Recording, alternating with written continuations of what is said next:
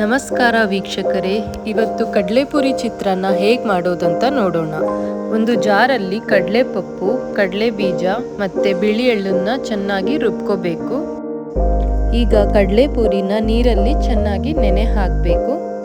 ಒಂದು ಬಾಣಲಿಯಲ್ಲಿ ಸ್ವಲ್ಪ ಎಣ್ಣೆ ಹಾಕಿ ಸಾಸಿವೆ, ಜೀರಿಗೆ, ಕಡಲೆಬೇಳೆ ಮತ್ತು ಉದ್ದಿನಬೇಳೆನ ಹಾಕ್ಕೊಂಡು ಚೆನ್ನಾಗಿ ಫ್ರೈ ಮಾಡ್ಕೊಬೇಕು. ಒಂದು ಆನಿಯನ್ನ ಕಟ್ ಮಾಡಿ ಚೆನ್ನಾಗಿ ಫ್ರೈ ಮಾಡ್ಕೋಬೇಕು. ಆನಿಯನ್ ಬ್ರೌನ್ ಆಗೋವರೆಗೂ ಸ್ವಲ್ಪ ಫ್ರೈ ಮಾಡ್ಕೊಳ್ಳಿ.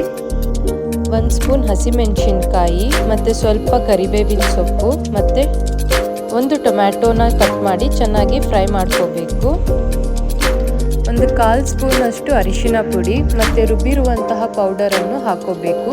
3 ಸ್ಪೂನ್ ಹಾಕೊಂಡ್ರೆ ಸಾಕು. ಇದೆಲ್ಲ ಹಾಕೊಂಡು ನೀವು ಫ್ರೈ ಮಾಡ್ಕೋಬೇಕು.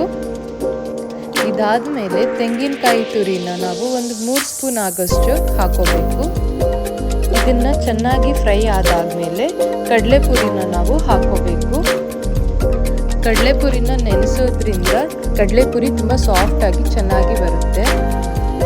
ಇದಾದಮೇಲೆ ರುಚಿಗೆ ತಕ್ಕಷ್ಟು ಉಪ್ಪನ್ನು ಹಾಕ್ಕೊಂಡು ನಾವು ಚೆನ್ನಾಗಿ ಮಿಕ್ಸ್ ಮಾಡಬೇಕು.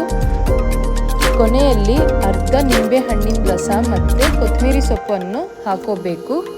ಇದೆಲ್ಲ ಹಾಕ್ಕೊಂಡು ಚೆನ್ನಾಗಿ ಮಿಕ್ಸ್ ಮಾಡಿದ್ರೆ ಕಡಲೆಪುರಿ ಚಿತ್ರಾನ್ನ ಸವಿಯೋದಕ್ಕೆ ಸಿದ್ಧವಾಗಿದೆ.